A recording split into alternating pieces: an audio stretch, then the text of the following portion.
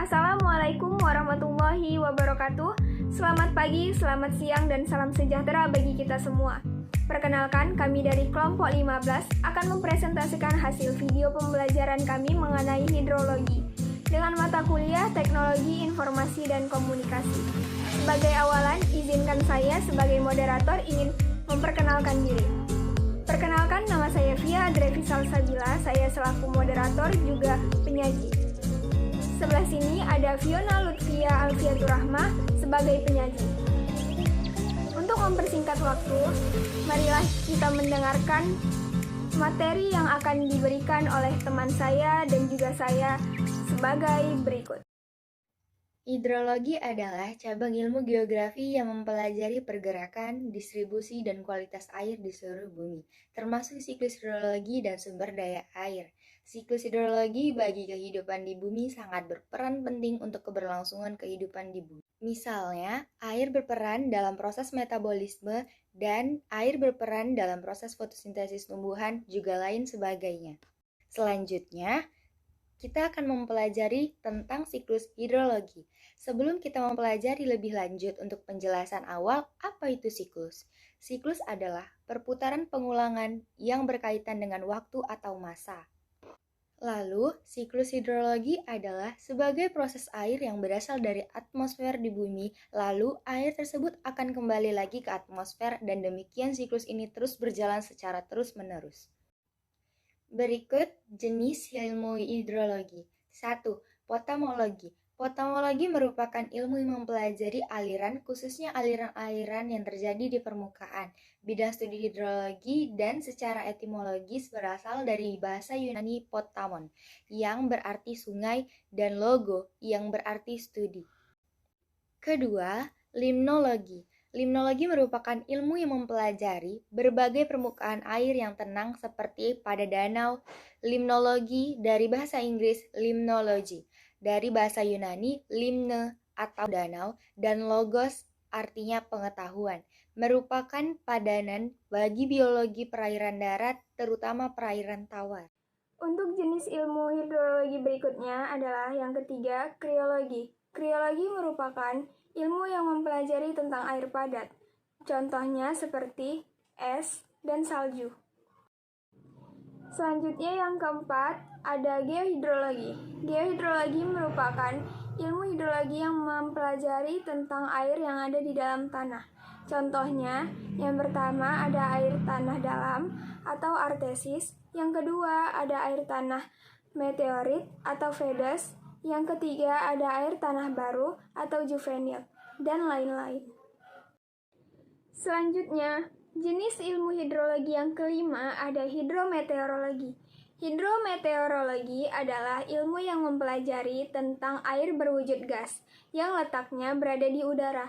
Contohnya adalah yang pertama badai, yang kedua El Nino, yang ketiga La Nina, yang keempat ada tornado, yang kelima ada topan, dan lain seterusnya.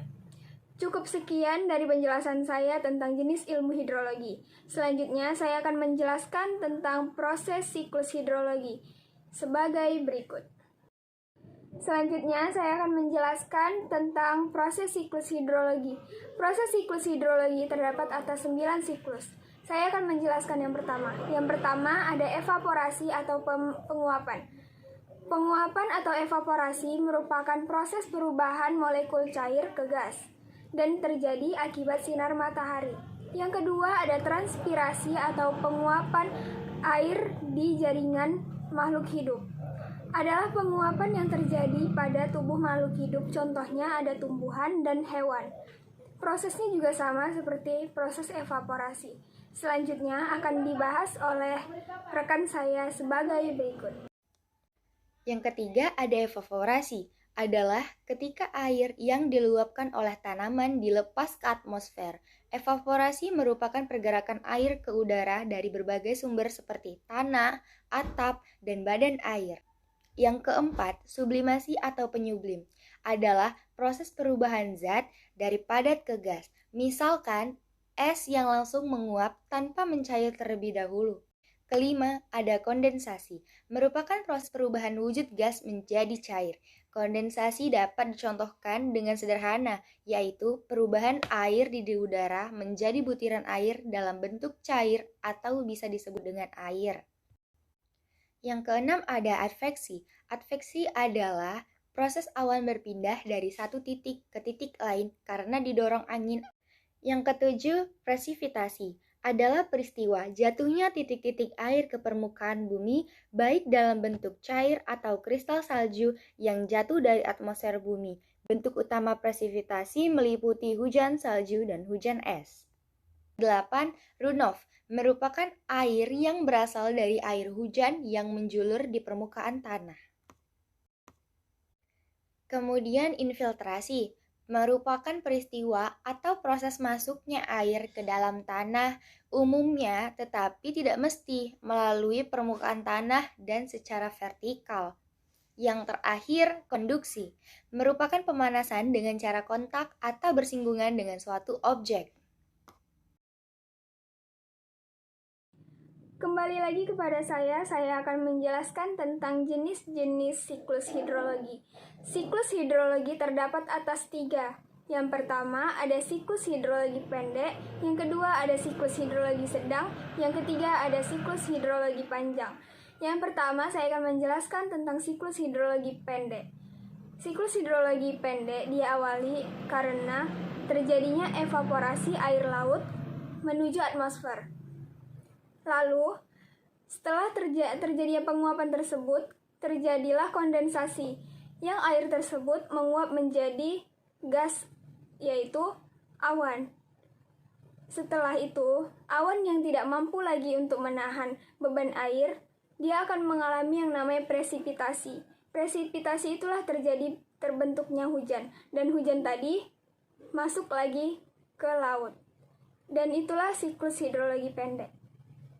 Selanjutnya, saya akan menjelaskan tentang siklus hidrologi sedang sebagai berikut. Selanjutnya, siklus hidrologi yang kedua yaitu siklus hidrologi sedang. Siklus hidrologi sedang terjadi akibat adanya penguapan air laut menuju atmosfer. Kata lainnya adalah evaporasi. Setelah terjadinya penguapan, air yang ada di atmosfer akan berubah bentuknya menjadi awan. Yaitu kata lainnya adalah kondensasi. Setelah terjadi kondensasi, awan yang sudah tidak mampu lagi menahan beban air, ia akan menurunkan hujannya. Kata lainnya adalah presipitasi. Hujan yang diturunkan berada di daratan. Lalu, daratan akan meresap air hujan ke tanah. Selanjutnya, materi yang ketiga akan dilanjutkan sebagai berikut. Saya akan menjelaskan tentang siklus hidrologi yang ketiga, yaitu tentang siklus hidrologi panjang. Siklus hidrologi panjang terjadi diawali akibat adanya penguapan air laut menuju atmosfer. Kata lainnya adalah evaporasi. Setelah terjadinya air laut yang berada di atmosfer, akan terjadi yang namanya kondensasi, yaitu pembentukan menjadi awan. Setelah terjadi awan, angin akan mengarahkan awan tersebut menuju daratan yang tinggi. Setelah itu, bergabunglah awan-awan tersebut dengan hasil penguapan dari danau, hasil penguapan dari sungai, dan hasil transpirasi dari tumbuh-tumbuhan. Lalu terjadilah hujan yang berada di daratan tinggi. Cukup sekian materi kami pada pembelajaran hidrologi ini. Lebih dan kurang kami mohon maaf.